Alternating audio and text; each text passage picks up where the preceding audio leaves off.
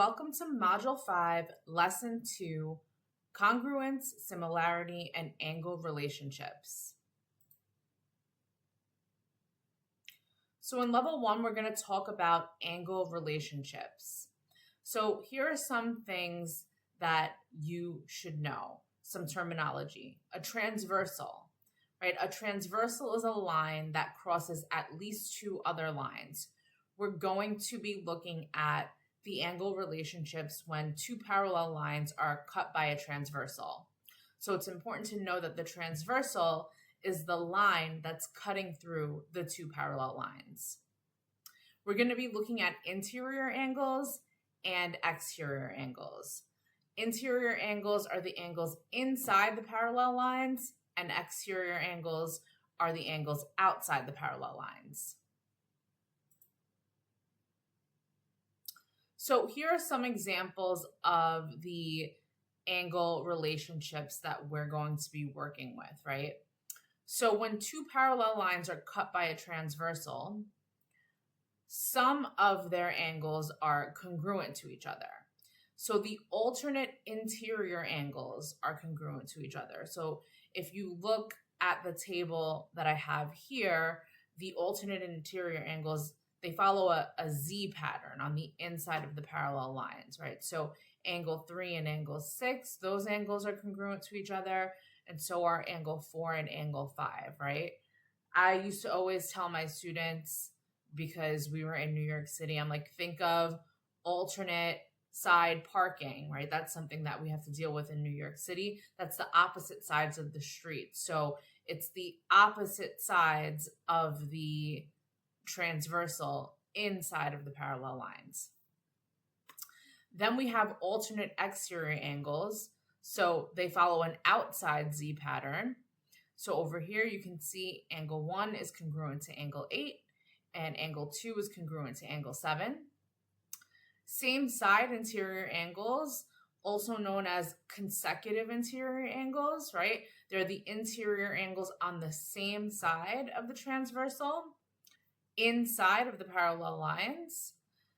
They are not congruent to each other, but they are supplementary, right? Meaning that their sum is 180 degrees. They add up to 180 degrees. And then we have corresponding angles, which are also congruent to each other. So if you see angle 1 is congruent to angle 5, and angle 2 is congruent to angle 6. So let's take a look at an example. In the accompanying diagram, parallel lines AB and CD are intersected by a transversal at points G and H respectively. The measure of angle AGH equals x plus 15, and the measure of angle GHD equals 2x. Write an equation that can be used to find the value of x. Use your equation to find the measure of both angles. So let's take a look at our two angles here. So first with these problems, you want to look at what's given to you. We're given the fact that lines A, B, and C, D, they're parallel, right? So even if they look parallel, if the question doesn't tell you that they're parallel, don't assume that they are. The two parallel lines are being intersected by a transversal. Okay, so now we know we have two parallel lines being cut by a transversal, so we need to start thinking about those angle relationships. So if you take a look at the two angles here, angle AGH and angle GHD, this is an example of a pair of alternate interior angles, right? They are on the inside of the parallel lines. On the opposite sides, they follow that Z pattern, right, inside. So what do we know about alternate interior angles? Well, we know that they're congruent, and congruency means of equal measure. So if we want to write an equation to solve for x, all we're going to do is take x 15 and set it equal to 2x. And then we'll just use inverse operations to solve. So subtract x on both sides, you get 15 equals x. So we know the value of x. Now, Many students will be tempted to stop here and just be like, I got the answer, x equals 15. But pay attention to what the question is asking you. They want you to use your equation to find the measure of both angles, right? Sometimes the question might ask you to solve for x. Sometimes it might ask you for the measure of the angles. So in this case, we just need to take 15 and substitute to either of the expressions because we know both angles are the same measure. So we only have to do it once. So I'm taking 2x because to me it's just simpler. They're both pretty simple expressions. I just chose 2x. So 2 times 15 equals 30 degrees. So both the measure of angle AGH and the measure of angle GHD is equal to 30 degrees. Please pause this video and work on the Lesson 2 Level 1 problems in the workbook.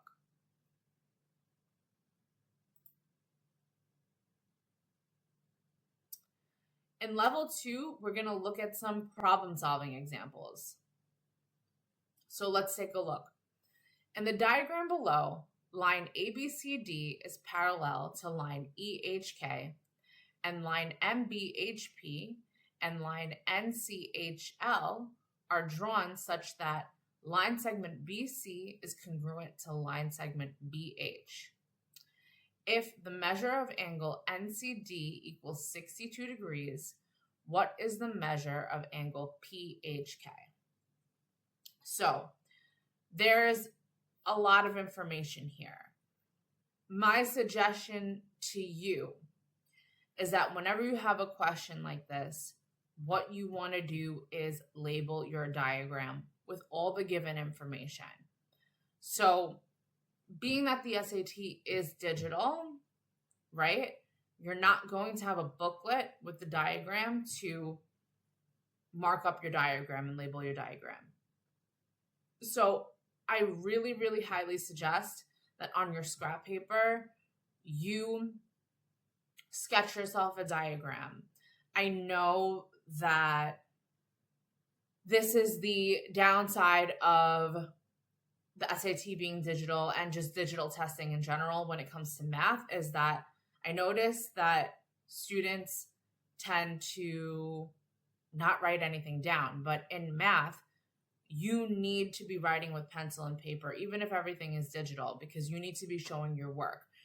With questions like this, you need to be labeling your diagram so you can see what's going on.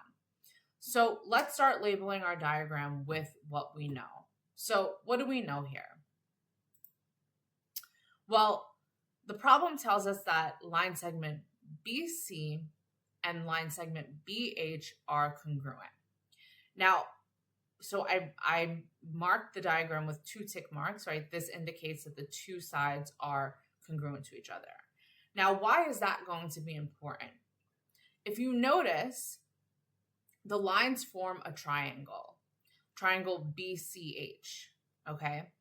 Now, what do we know about a triangle that has 2 congruent sides? We call that type of triangle an isosceles triangle, okay? So an isosceles triangle has 2 congruent sides and 2 congruent base angles. So the angles opposite the congruent sides are going to be congruent to each other. That's going to help us later on. So we need to realize, okay, if the 2 sides are congruent of this triangle, that makes it an isosceles triangle. If you don't know that and you don't remember that, you're not going to be able to answer the question. So what else do they give us? The measure of angle NCD equals 62 degrees. So what we're going to do now is where it's questions like this, it's like a puzzle. We're just going to take what we know and fill in everything else that we can based on the given information until we find the answer to the actual question. So what can we fill in? Well, I can label angle BCH as 62 degrees because vertical angles are congruent, right? We were given that angle NCD is 62 degrees, and angle NCD and angle BCH, those are vertical angles. So we know that the measure of angle BCH is also 62 degrees. What else can we fill in now? Well, we just spoke about the isosceles triangles, right? We know that the base angles of an isosceles triangle are congruent. So that means the measure of angle BHC is also 62 degrees. Okay, where can we go from there? Well, I know that the three angles of a triangle add up to 180 degrees, right? So that means the measure of angle HBC has to be 56 degrees because 180 minus 62 is 56. And now we can say that the measure of angle PHK is also 56 degrees because corresponding angles are congruent. Please pause this video and work on the lesson 2, level 2 problems in the workbook. In level 3, we're going to look at triangle congruence and triangle similarity. So when a shape is congruent, it means that one shape can become another using turns, flips, and or slides, aka transformations. When two triangles are congruent, they'll have exactly the same 3 sides and the same 3 angles. So these are the majority of the triangle congruence theorems that you're going to need to know. So you probably remember from geometry those dreaded proofs, your statement and reason proofs, your paragraph proofs, everybody's favorite topic in geometry, right? And you needed to justify your reasoning using these congruence theorems. So we have the side-side-side theorem, the side-angle-side theorem, right? So SSS and SAS. Then we have the angle-angle-side theorem, AAS, and we have angle-side-angle, ASA. So those are the 4 main triangle congruence theorems. We're going to look at another one in the next slide that's specific to right triangles. But 2 things that are important to realize is there's no SSA or ASS theorem, right? Side-side angle or angle side-side. That is not a theorem, okay? So you cannot use that. And there is also no AAA theorem. There's no angle theorem because 2 triangles can have the same angle measures but be completely different sizes. So the last triangle congruence theorem is the hypotenuse leg theorem, and this is specific to right triangles only. Obviously, only right triangles have a hypotenuse, right? So if the hypotenuse and one leg of a right triangle are congruent to the hypotenuse and leg of another right triangle, then the 2 triangles are congruent. So let's take a look at an example. In the accompanying diagram, line segment HK bisects line segment IL, and angle H is congruent to angle K. Which theorem could be used to prove that triangle HIJ is congruent to triangle KLJ? So again, let's mark up the diagram with what we're given first. So what are we given? Well, this is important. Line segment HK bisects line segment IL. So what does that mean? Bisects. Bisects means split directly in half.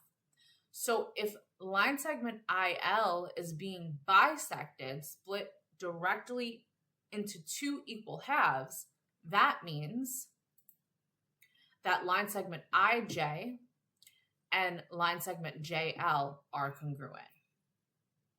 Okay, what else are we given? Angle H is congruent to angle K. So now we have an angle, and we have a side. What else can we fill in here? We want to prove that the two triangles are congruent. Well, I see two pairs of vertical angles, right? Angle IJH and angle KJL are congruent because they're vertical angles. So now we can say that the two triangles are congruent by angle, angle, side.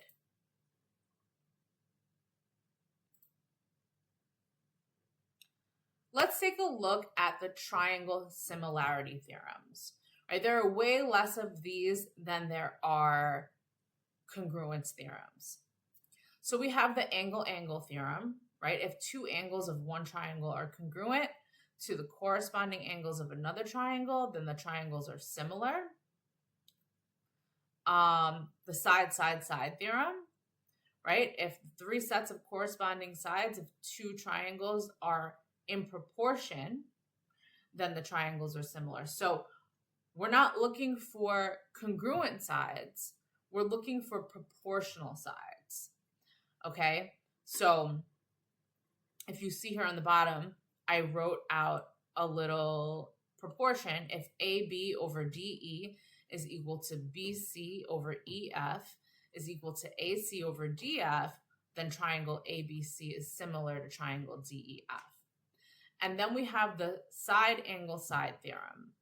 If an angle of one triangle is congruent to the corresponding angle of another triangle, and the lengths of the sides, including these angles, are in proportion, then the triangles are similar.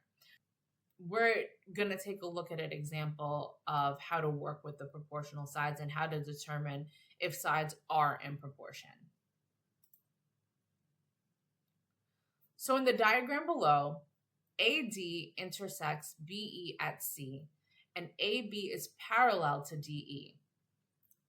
If CD equals 6.6 centimeters, DE equals 3.4 centimeters, CE equals 4.2 centimeters, and BC equals 5.25 centimeters, what is the length of AC to the nearest hundredth of a centimeter?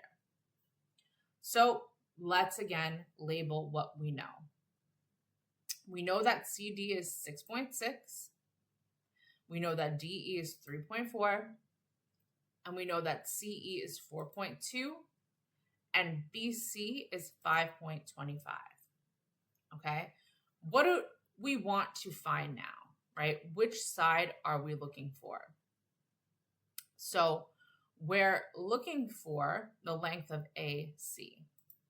So if we can prove that the two triangles, triangle ABC and triangle DEC, are similar, then we can set up a proportion to solve for X because we know the sides have to be in proportion. So let's see if we could figure out if the triangles are similar based on what we know. Well, angle BCA has to be congruent to angle ECD because they're vertical angles. Okay, what else do we know here? We're given that line segment AB and line segment DE are parallel. So that means we can say that angle BAC and angle EDC, they're congruent because they're alternate interior angles. Now, right away from here, we can say that the triangles are similar because of the angle-angle theorem. But just in case you went the other way, right?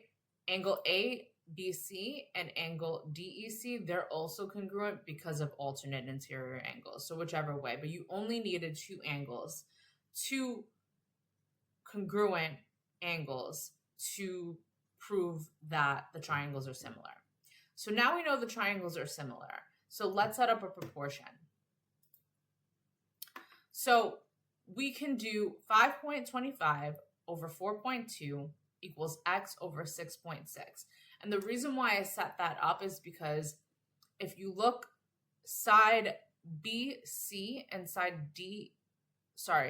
EC, those are corresponding sides. So I put them same side over same side, corresponding side over corresponding side is equal to X over 6.6 because side AC corresponds to side DC. So now we'll cross multiply, and we get 4.2x equals 34.65. Divide by 4.2, and you get x equals 8.25. So the length of side AC is 8.25 centimeters. Please pause this video and work on the Lesson 2, Level 3 problems in the workbook. Once you're finished with the problems in the workbook, please stop this video and move on to the next one for Lesson 3.